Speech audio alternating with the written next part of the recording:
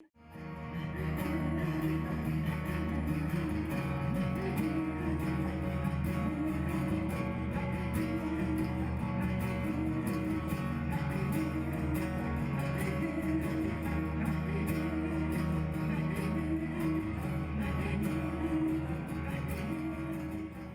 avez touché au sujet du libéralisme, enfin de ce qu'on appelle aujourd'hui du néolibéralisme. Donc effectivement, le néolibéralisme, donc c'est, alors personnellement, j'ai pas envie de dire c'est une idéologie parce qu'il n'y a pas vraiment d'idée derrière. Ça m'a l'air plutôt d'être un dogme, n'est-ce pas? Oui, alors, bon, là encore, il nous faudrait beaucoup de temps pour déplier les choses avec précision, mais disons que le néolibéralisme n'est qu'une version du capitalisme qui fait prévaloir, si vous voulez, la rationalité que j'appelle pratico-formelle sur les autres formes de raison. Alors, qu'est-ce que c'est la rationalité pratico-formelle? Là encore, vous le savez, je m'inspire de Max Weber. La rationalité pratique, c'est le monde des affaires. C'est-à-dire combien j'investis, combien ça me rapporte. Et la rationalité formelle, c'est la raison du droit, c'est-à-dire est-ce que c'est conforme ou est-ce que ça n'est pas conforme. Or, du coup, tout ce qui ne relève pas de cette pensée des affaires et de cette pensée du conformisme, pour dire autrement, passe à la trappe. Et notamment, par exemple, la rationalité substantielle, c'est-à-dire l'éthique, la religion, la morale, etc., passe aussi à la trappe tout ce qui est rationalité mythique et poétique, qui est aussi une façon de donner, si vous voulez, du sens au monde. Bref, il y a une espèce d'hégémonie culturelle qui fait qu'aujourd'hui, n'est-ce pas, les États fonctionnent comme des assureurs sur la base de ce qu'on appelle la rationalité actuarielle. Qu'est-ce que c'est la rationalité actuarielle? C'est très simple à comprendre. Si on veut déterminer la prime d'assurance qu'on va me faire payer pour n'est-ce pas, une assurance décès, par exemple, on va tenir compte de mon âge, on va tenir compte des pathologies qui ont été les miennes, on va tenir compte de mon comportement, est-ce que je fume, est-ce que je bois, etc. Et on va dresser un portrait probabiliste du temps qui me reste à vivre ou des risques qui sont les miens de pouvoir décéder rapidement. Et donc, ma prime d'assurance, elle sera déterminée comme ça. Eh bien, c'est de cette manière-là aujourd'hui que fonctionnent les États. C'est-à-dire qu'en gros, ils sont sur la base de risques probabilistes et ils se sont complètement, si vous voulez, dépourvus de tout ce qui était idéaux, que ce soit des idéaux des Lumières, que ce soit des idéaux de responsabilité, que ce soit des idéaux humanistes, que ce soit des idéaux, encore une fois, moraux ou substantiels ou religieux, pour aller vite, on n'en tient plus compte. Et ça, c'est terrible parce que ça veut dire que l'État fonctionne comme un commerçant avisé qui veut faire des affaires sans le souci de transformer la société ou de transformer les citoyens.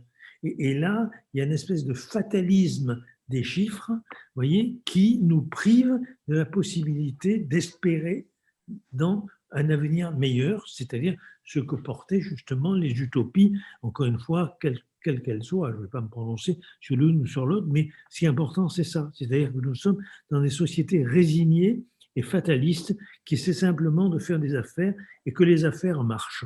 Et là, ce qui passe à la trappe, c'est la dimension humaine. Alors, le néolibéralisme, si vous voulez, c'est comme disait Pierre Bourdieu, le sociologue, une espèce de chaîne de l'être qui passe de l'État qui colonise l'ensemble des pratiques sur cette base actuarielle, donc comme un assureur, n'est-ce pas, jusque à l'individu lui-même qui devient ce que Michel Foucault appelle un auto-entrepreneur de lui-même, c'est-à-dire, n'est-ce pas, un capital biopsychosocial qui est autogéré et qui va se mettre à faire des affaires avec sa propre vie, c'est-à-dire, n'est-ce pas, qui va essayer de gérer au mieux son capital biopsychosocial pour obtenir le maximum de jouissance dans l'existence.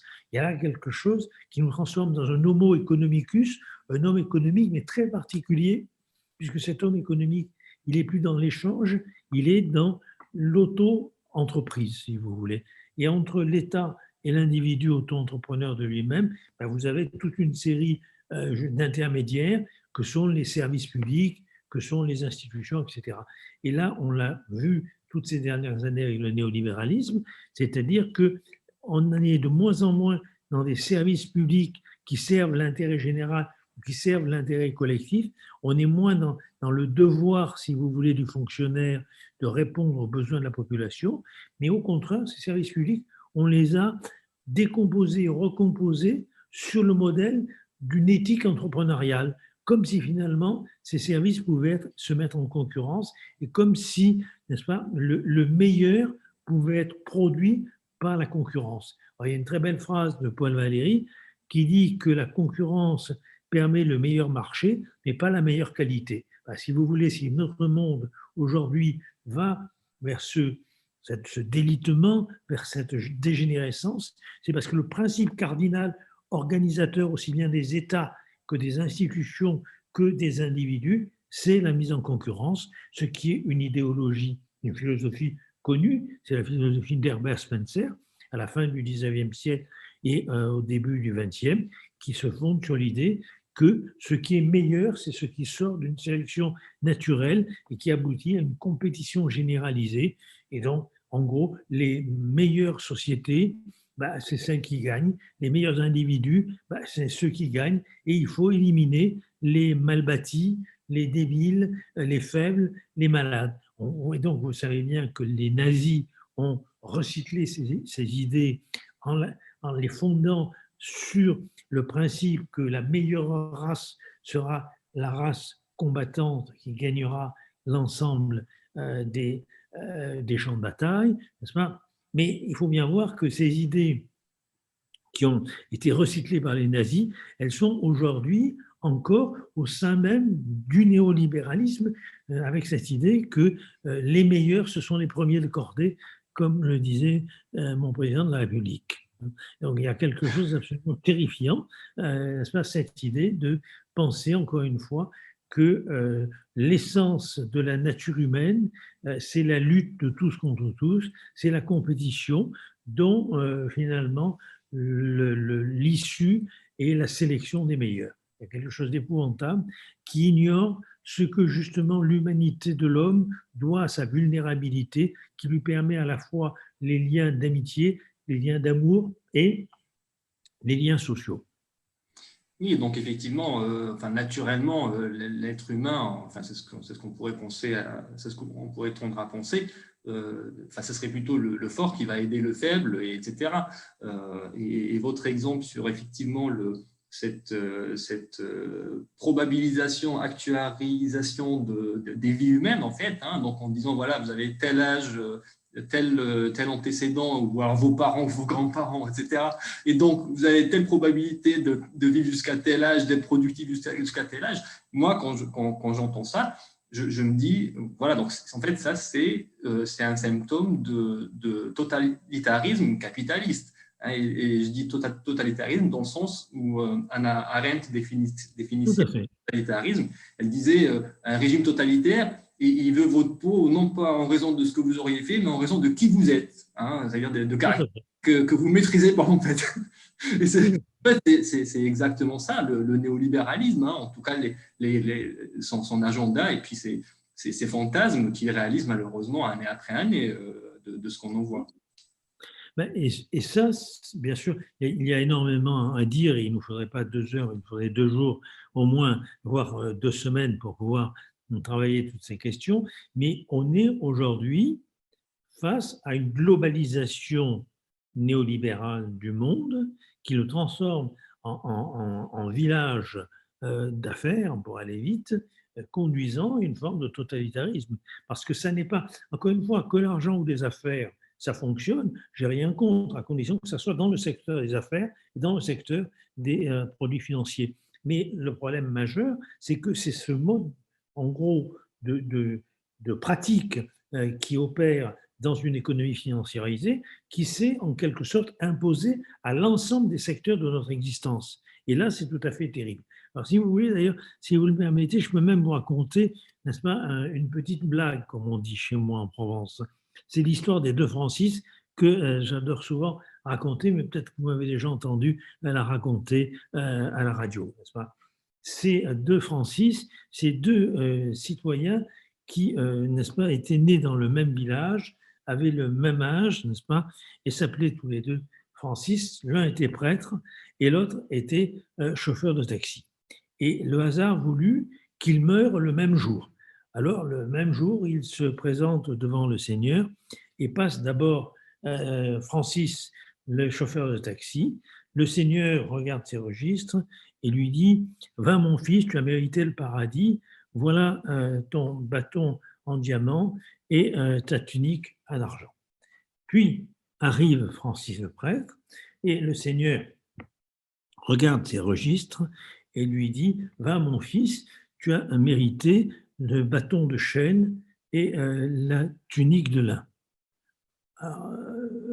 Francis le prêtre, il est un peu interloqué. Écoutez, Seigneur, je ne voudrais pas dire du mal de mon concitoyen, mais enfin, je suis un peu étonné. Vous lui donnez, n'est-ce pas, le bâton en diamant et la tunique d'argent, et moi, vous me donnez un bâton de chêne et la tunique de lin. Or, lui, il est athée, il a eu une vie très dissolue, il buvait comme un trou, n'est-ce pas? Il se disputait avec tout le village. Il avait des accidents de voiture épouvantables, il a été vraiment adultérin, enfin, c'est tout à fait terrible sa vie. Alors que moi j'ai servi la messe tous les dimanches, moi j'ai fait la propagande de votre religion, je vous ai servi loyalement. Alors, vraiment une erreur. Alors le Seigneur regarde ses registres et dit, bon, il y a peut-être une erreur, puis il dit, non mon fils, nous avons changé nos modes d'évaluation. Nous procédons maintenant par des indicateurs quantitatifs de performance. Chaque fois qu'il conduisait, tout le monde priait. Chaque fois que tu servais la messe, tout le monde s'endormait. Voilà.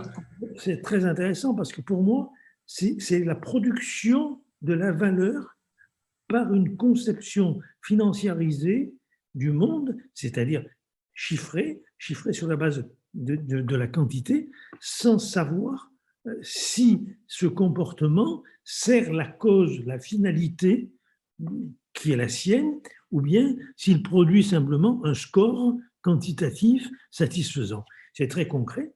Ça veut dire en gros, par exemple, que pour l'hôpital, si vous voulez, ce qui va compter, c'est pas savoir si on a bien fait son travail de soignant, mais c'est savoir si on a fait rentrer par des actes médicaux ou chirurgicaux, n'est-ce pas, suffisamment d'argent pour l'hôpital.